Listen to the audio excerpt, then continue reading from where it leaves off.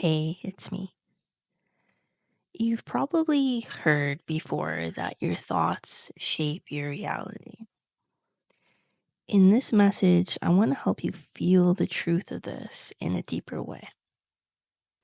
Consciousness isn't just awareness, it's the very spark from which creation flows.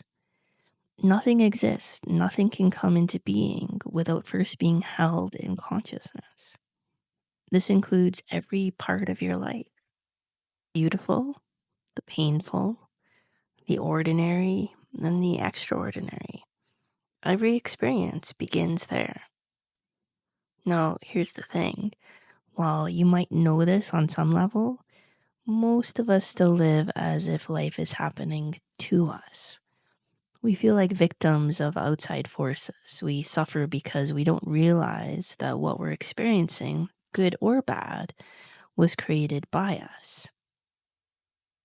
And when we don't recognize our role in shaping our reality, we lose our power. That's when life feels heavy, confusing, and even hopeless. The truth is, your consciousness is creating all the time. Even when you're not aware of it, it's shaping your life through thought, will, and feeling. If you've been feeling stuck, frustrated, or uncertain, it might be because those inner forces are working in ways you haven't yet seen clearly. And the moment you begin to recognize that, you begin to reclaim your power. So let's go deeper. Consciousness isn't just about thinking. It's about willing, making choices, setting direction, deciding. This happens constantly. But when your inner will is split or confused, it creates contradiction. On the surface, this might feel like numbness, indecision, or chaos. And deep down, your consciousness is still creating while this is happening. It never stops. One of the most liberating shifts on this path is when you begin to realize that your life circumstances are not random. They reflect your inner life. Your outer world mirrors your inner choices, both the conscious and unconscious ones. And when that truth lands, you suddenly gain the ability to choose differently. There's an immense creative force within you, an energy that flows either toward expansion, love, and truth, or toward contraction, fear, and disconnection. You've probably felt both. That's the dance between your higher self, the universal spirit that you truly are, and the part of you that's still caught in old patterns of fear and avoidance. You are not separate from that universal spirit. You don't just have divine consciousness. You are it. It's just that you forgot. You believe it's far away. You believe you're not enough to access it. And so you cut yourself off from it. But it's always there, right within you, immediate, accessible, waiting for you to tune in. Now, to experience it, you need to do 3 things. First, you need to learn to listen. You need to quiet the noise of your mind and soften the static of constant thinking. You'll likely encounter emptiness at first, a kind of inner silence that feels unfamiliar or even uncomfortable. Stay with it. Stay with it, and I'll promise you something miraculous begins to happen if you do. You start to sense a presence, a knowing, a flow, not from somewhere else, from deep within. And this is the voice of your divine nature speaking to you in the language of peace, clarity, love, and subtle guidance. Second, you need to confront the part of your consciousness that creates negatively. The part of you that says, this is just how it is, or things never work out for me, or I can't have what I want. These beliefs feel fixed, but they're not. They're creations. And just as they were created, they can be uncreated. If you're willing to see them, feel them, and challenge them. And third, you need to use your conscious thoughts as tools of creation. Your thinking is not just mental activity, it's the blueprint to your life.